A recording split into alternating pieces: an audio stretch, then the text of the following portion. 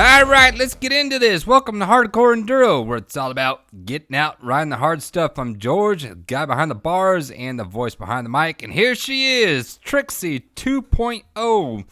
Beautiful 2025 Husky TE300. Brought her home from Orange County. And I'm going to go over getting her ready to go out trail riding the way I do it. Hardcore style. So here we go. So let's go through. Step one, I replaced all the plastics. So all these plastics here, shroud. I used Artec. I used a gray base. So it's just gray plastics here. Everything fit right on the money. Didn't have to drill or wiggle or anything. Everything just fit just like the factory. Took all the factory plastics off and I just put them in the Artec. I'm gonna save them. If I ever go to resell this bike, they'll be looking brand new. Then obviously the next thing I did was put new graphics on here. I love this graphics, my own design. Got my little sponsor there. Got my Eagle Globe and Anchor, Trixie 2.0. If you ain't passing, you ain't racing, y'all. But it came out so good. Every time I'm putting graphics on, I'm getting better and better. Only got 1 or 2 bubbles. You can see there's 1 bubble I got there. And I forget where the other bubble is. There's one more other bubble, but I almost did it flawlessly. And it just looks so good. If you like doing your own graphics, like I do, I went to Backyard Designs and did my own. They have prefab ones, but I just like doing my own stuff. Get some personal touch, but they came out really good. And I like the gray base for the graphics that I got going on. And we're just gonna start at the top after that. Handlebars. The handlebar setup's a very big deal. And I've set up my bars almost identical to what Trixie is over there.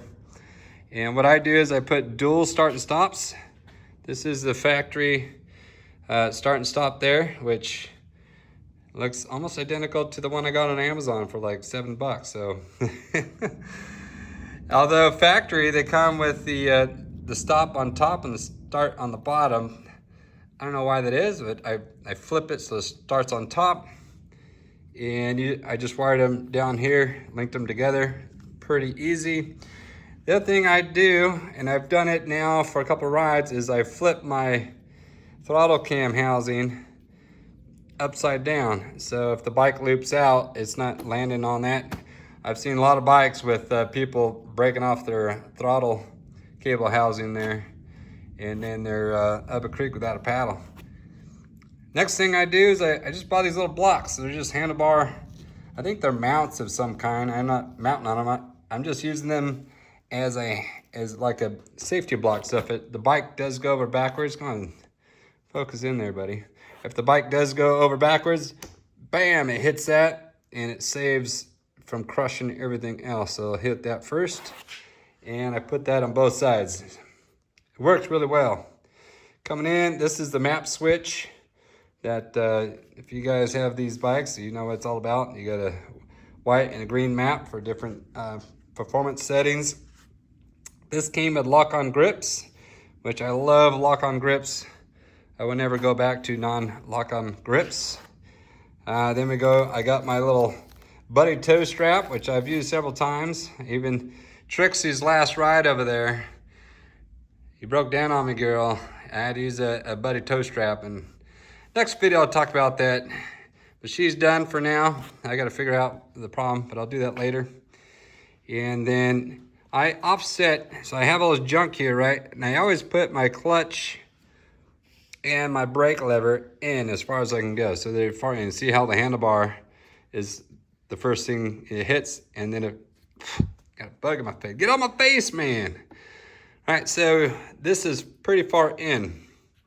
And what that allows me, it's just more leverage. So if you're used to pushing here, it's very hard. This clutch pull, it's a 10 millimeter. It's about twice as hard as Trixie over there. So my clutch pull on my Yamaha is a dream compared to this. This is like twice as hard. So I think I might look into the Enduro clutch pull system. I might have to research how to get your clutch pull a little softer. I got little girl hands that are old and tractor going by that got my little broken finger, so I just need all the help with the clutch I can get. So I pulling out here, it makes it just easier, and I can still get 2 fingers out there, no problem. There's a little bit left over, so I even can shave this off. I might shave off almost an inch there each side. Shave off an inch there. And sometimes you're splitting trees and you hit the bars, even to get like a little crevice, little slot canyon, stuff like that.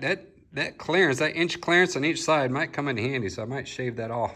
Next thing, I took off the factory hand guards there. The factory ones, they bolt on right here to the front, this little plastic plate.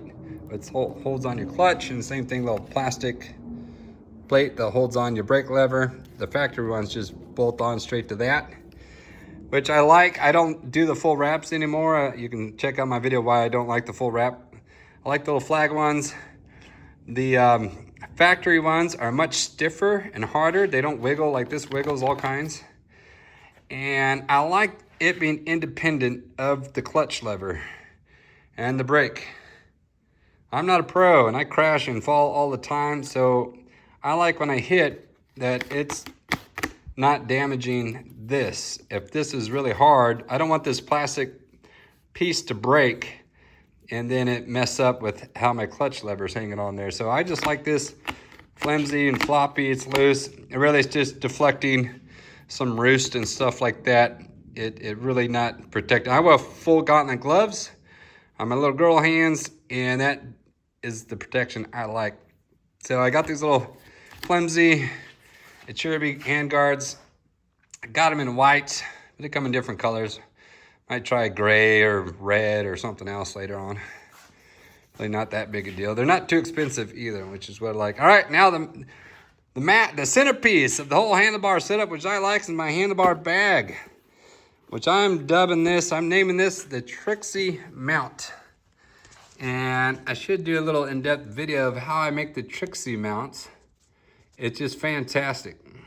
So the Trixie mount that I got going on here, very simple. Everything's stock. The only thing I've done is add a little spacer. Stay zoomed in there, buddy. There you go. A little spacer. Just keeps focusing on my fingers. There you go. That little spacer each side. And then I've made my little Trixie mount plate.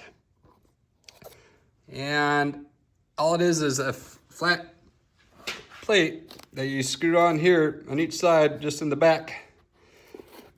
And then that plate, you take whatever bag you're on and you screw it down to the plate. It's very simple and it is solid. I've been using this, started on her, and now I've transferred it onto this. And the bag is very solid, doesn't flop around, still has a little give, so if you were to come hit real hard, the bag gives, so you're not gonna just like smash into your nuts right there. You can still get very far forward on the handlebars when you gotta, do a blip or something like that. You can still get pretty far forward on the bars. And I love it. I would not ride without it. It's so convenient while you're riding to just have your iPhone there. You use your Onyx off-road, take it out for a picture real quick, and then you got your bag. I store all my GoPro batteries in here, and I'll put a rag in there to wipe my lenses and, a little snack or whatever. You can get different size bags. This bag's a little bit bigger than the one I was using before, just trying out a little bit bigger bag. But you can get them smaller, you can get them shorter, taller. It does have a wrap bag that's waterproof. So if you're going through, it started to rain, I can whip out that little bag, cover it up, so it keeps everything more waterproof. It is pretty water resistant as is. And I've even on Trixie 1.0 over there, the OG Trixie, I've looped her, tumbled her, and flipped her around. She's falling, rolling down the hill and everything. And my iPhone is never been damaged. I took that back. I did get smashed one time. It's pretty good. I got insurance on the one thing I do forget is sometimes I forget to zip up the bag. So I'll take stuff out of it, and then I just take off, and it's just not closed, so it flops out, and then I lose all my GoPro batteries. That's usually what happens. So I wish they made a little magnetic deal or a little Velcro so that if you forget to zip, the magnet, or the Velcro just caught it right there. I need to talk to some Korean, Chinese, Vietnamese manufacturer, wherever these are made, and tell them to add that on there. All right, the other thing that I've started doing, the other thing I've added on here, and I recommend this to everyone, is put a grab handle right here. Very simple. So I've added on, gosh, I'm trying the cinematic mode right here. There we go. Right there. You just add these little spacing blocks right there, and you can use whatever Tugger strap you want to use. All right, so this Tugger strap, I like it so much when your bike lays over and like it goes this deep into the mud or into a bush or something like that, or it's in the rocks. You're trying to like figure out a way to grab here, and it's all awkward because there's stuff or whatever's in your way. It's so natural, and trust me, it's so natural and nice. Just have a handle right here, and then when you go to deadlift your bike up, you grab right here, you're grabbing right here, or this has a handle there. It is so nice. I mean, no one's doing this. I'm telling you, everybody should do this. This is so good. Put a Tugger strap in the middle of a handlebars. It'll blow your mind how many years you've been picking up bikes and you didn't have this. You wish you did.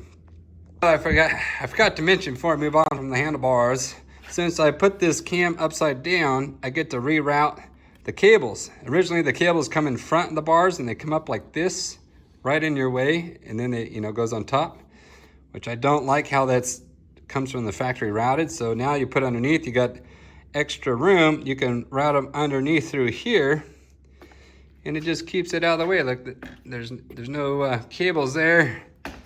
I don't know why they don't do that. I mean, I'm the only guy doing this, and I'm gonna be the only guy doing that. So I like that setup.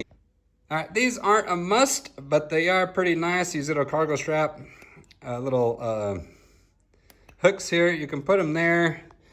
You can put them down here. I don't like them down here. I like them up here just because when you go to turn, if you have them down there, it gets close to the radiator, and you don't know how that radiator is going to be bent up, or this is going to be bent out or something. I just don't want a chance of it grabbing anything in there. So I like it up here out of the way. The radiator guards, I went with bulletproof design this time, and they're a little bit different. I used Flow before, and the Flow, and I don't know if that's just because it's on the Yamaha, and Yamaha's a different design, how the guards attach. But the Flow would break right here. Very strong on this side, but actually where you needed it to attach, the bolt would break. And so I didn't like that.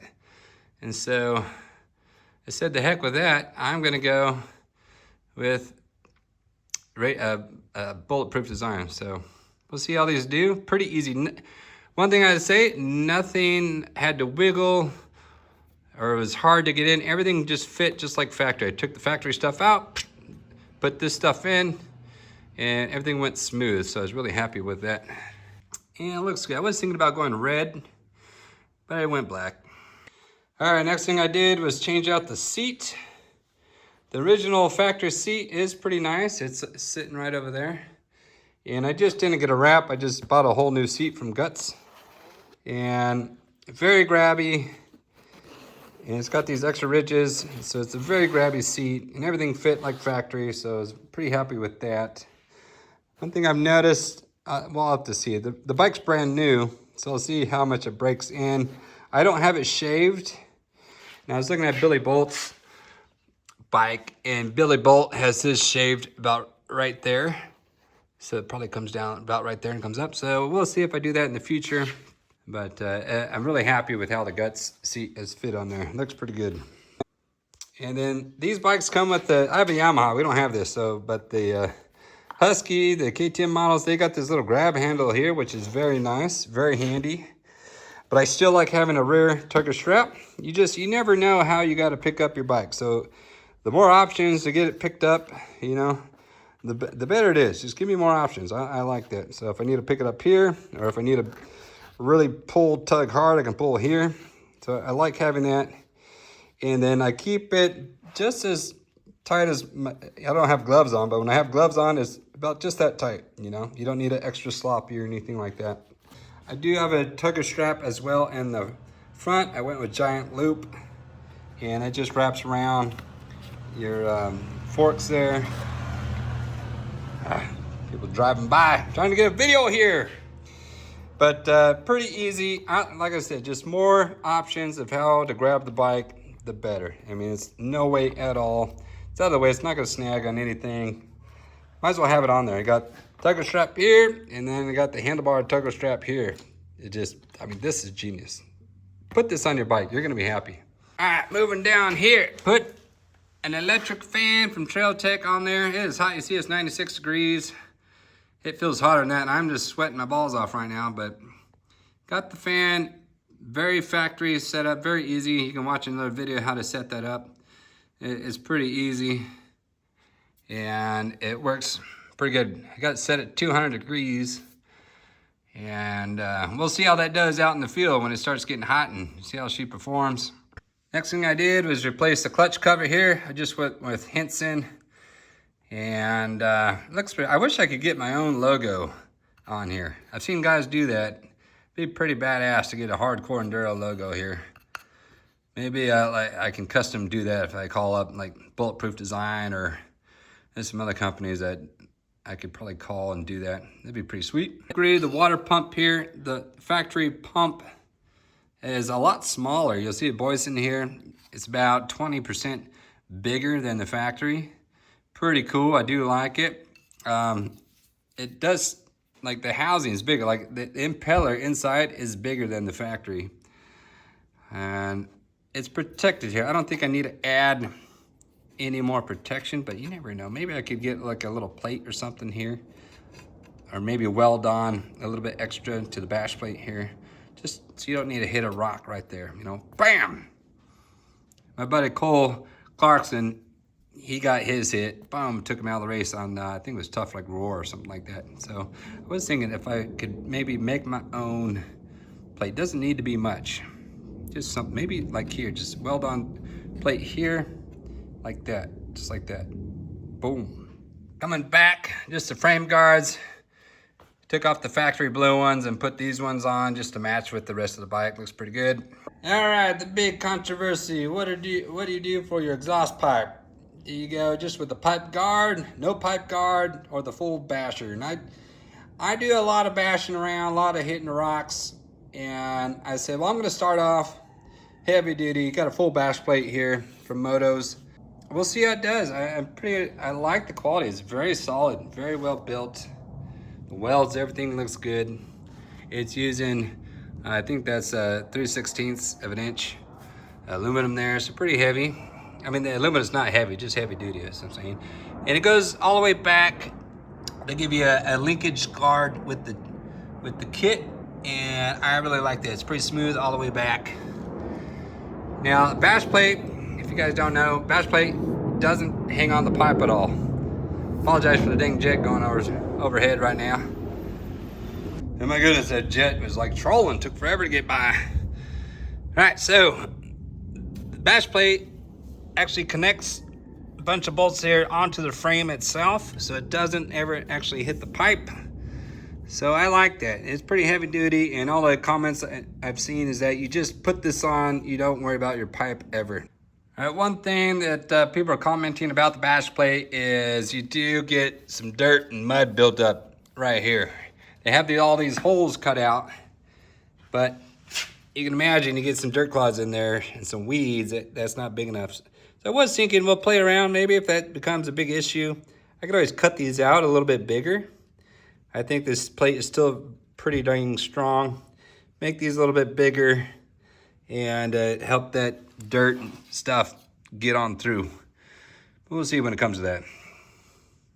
That's why I like these aluminum skid plates. You can modify. If you're like me and you can weld, you can modify it to kind of fit what you want. When you do the plastic ones, you're kind of stuck with what you got. I do have a regular skid plate here. That's that plastic. And I'm gonna start out with the bash first before I put that on. Maybe try that on some races or something like that where I need clearance may be more of an issue. All right, moving back over here, we put a bulletproof design. I think this is a throttle position sensor. It's a 2-stroke, y'all. I don't know. I'm a 4-stroke guy, so I'm new to the 2 strokes here. But I know how I ride, and I beat the hell out of my bike. So I want my bike to be, well, bulletproof. So that works out pretty good. Did that. All right, speaking of the chain, I've had several times when the chain has popped off and it gets all bound up here. And you gotta like pull, and it takes forever to get that chain unbound. And that's happened to me several times. So I've bought this little collar here. And what this collar does is it takes up the extra room. Now, I don't know what happens if your chain comes off this side, but if it comes off that side, it just takes up that extra slack so the chain can't bind up all the way like it could. I'm sure it can still bind up a little bit, but it's not gonna be like where you have it's like switchback and it's just like jammed in there solid. So hopefully that will keep me, when the chain comes off, keep me from having that issue. Watch out for trail fairies, y'all. They're working. Caution, trail fairies at work. Yeah. All right, moving on to the rear sprocket. Factory comes with a 45 tooth rear sprocket, and it's kind of light duty. So I purchased this one. It's actually a Husky factory sprocket, but it's 49 tooth. And the difference is this one's much fatter, heavy duty. I'll have side-by-side picture. You'll see the difference there. But as a bigger guy, 220, you know, especially I like riding the slower stuff. You know, it's nice having a little bit more gear ratio, more power just through the gearing, you know, and then helps on the slower riding. So we'll try this gearing out and see how I like it once I start riding on the trails. The last thing I've done here is I've put on my drilled out moose. This is a 140 33 VE33S. So it's got the big knobs, but they are a little soft. Very good for normal trail riding. Even good for like King of the Motos. This would be a good one just where you got more sandy conditions. Very good tire. And I put 4 rim locks. Now I can see them also. There you are. 1, 2, 3, and then the bottom one, 4. And I just bought 4 matching rim locks. So the factory rim lock I take out of there, and that way, because the factory rim lock has a different size nut on there, and I don't want to be going between a 12 and a 14 millimeter. So I just bought them all 4 matching. They're all 14 millimeter, makes it easier. And I got to put a moose in the front yet. That's still the tube, but front not nearly as concerned about as far as the rear tire. The rear tire setup for hard enduro riding is, I don't know, plays such a huge role, bigger factor. Got to get that tire to have a really big footprint, you know. So that's Trixie here 2.0. That's what I've done so far. So overall, really stoked about the bike. I've been riding around outside. It's been a lot of fun. Things I still need to do to her is I still got to get a spark arrestor. I thought this would come, especially in California, with the spark arrestor, but it doesn't. I'm like, how do you even sell this in California without a spark arrestor? You can't ride anywhere in California without a spark arrestor. All right, for right now, I'm just keeping the factory foot pegs and the brake lever until those break off or something. I know a lot of pros will go 5 down, 5 back or something. They'll get titanium ones, you know, but for me, I'll stick with the factories for now. Oh, I tell you one thing. One thing I don't like right away is the kickstand. I know it goes up and it hides behind the fender there, which is nice. But when you go to put the kickstand down, it's very hard. They should have like a little nub or something. The Yamaha over there, they put a little nub. I know it comes on the outside, but it makes it easier. That kickstand is so easy to grab compared to this one. I'm like trying to get the kickstand down with my foot. That's such a dumb deal, but it's annoying as hell. I'm like, gosh dang it, just put a little nub or something like that. That way my heel can catch it and get it down. And then the last thing I did was go through the bike and zip tie any line, cable, fuel line, anything that I thought could rub, have the potential to rub or chafe. I zip tied it up. That's an easy thing to do, costs nothing, and doesn't add any weight to the bike. So just get that done. It's going to help out in the longevity of all these lines and everything. Now, I have suspension to do, but I'm going to do that much later, and then have looked at the ERM and TSP head. But right now, I don't need to do that. I need to get the bike out on the trail, get some riding in, and let you guys know how I feel about her. So with that, I'm going to bring this to an end, and till next video, get out, ride, and get some. Ew!